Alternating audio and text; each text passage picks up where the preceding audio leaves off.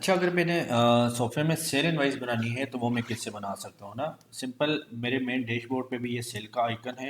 नहीं तो मैं इनवाइस में आऊँ, सेल में आऊँ, सेल इनवाइस पे मैं यहाँ पर आ सकता हूँ। ठीक है, मैं यहाँ से ही सेल पे चला जाता हूँ। अब देखिए, सबसे पहले मेरे पास यहाँ पर आइटम का नाम आ रहा है ना कि आप कौन से आइटम को सिलेक्ट करना चाह रहे हैं। यहाँ पे मैं कुछ चीज़ें आपको बताता चलूँ कि देखिए, कुछ सेल आपकी कैश पे होती है और कुछ सेल आपकी क्रेडिट पे होती है। अब जो कैश सेल है उसको आप कैसे ऐड करेंगे और क्रेडिट सेल को कैसे ऐड करेंगे, मैं आपको दोनों चीज़ें बता देता हूँ।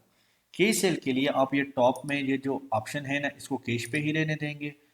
और यहाँ पर ये अगर कैश की बिल बनाते हुए किसी कस्टमर की आप कस्टमर का फ़ोन नंबर या फिर एड्रेस वगैरह लिखना चाह रहे हैं तो वो आप लिख लेंगे। याद रखिएगा, ये कैश कस्टमर वालों के लिए है, ठीक है।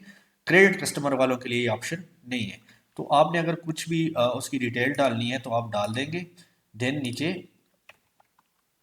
आप आइटम सेलेक्ट करेंगे, जितनी क्वांटिटी चाहिए वो आप कर देंगे। फॉर एग्जांपल 2 क्वांटिटी चाहिए, कोई पीसेस 7 चाहिए, वो आप डाल देंगे।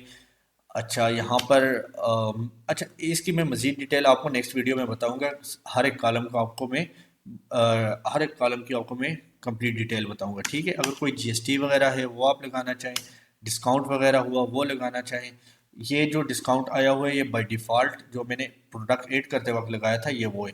तो कोई मैंने डिस्काउंट अमाउंट साथ लगानी है, कुछ भी अगर मैंने करने हैं तो सिंपल मैं आपको ये बताऊं कि आपने आइटम की डिटेल डालकर कैश सेल के लिए सिंपल सेव के बटन पे क्लिक कर देना है।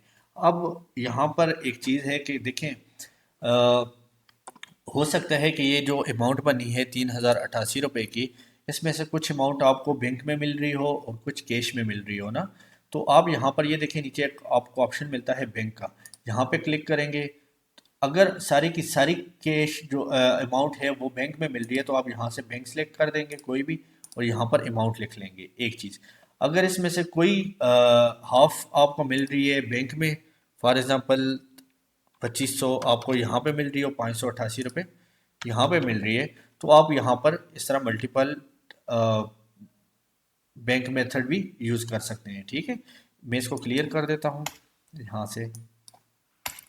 और मैं अगर मैं कोई बैंक भी सिलेक्ट नहीं करूँगा तो बाय डिफ़ॉल्ट ये मेरी कैश में जाएगी, ठीक है। मैं यहाँ पर लिख लेता हूँ।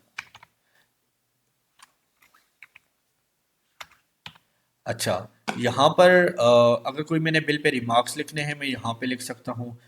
कुछ अगर ओवरऑल बिल पे अमाउंट में डिस्काउंट हुआ तो वो मैं यहाँ डाल सकता हूँ।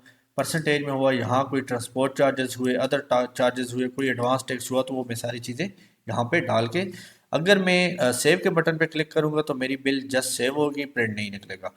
अगर मैंने बिल सेव भी करनी और प्रिंट भी निकालना है तो मैं यहाँ पर प्रिंट के बटन पे क्लिक कर सकता हूँ, या फिर सेव के लिए मैं कंट्रोल एस यूज़ कर सकता हूँ और प्रिंट के लिए मैं कंट्रोल पी यूज़ कर सकता हूँ।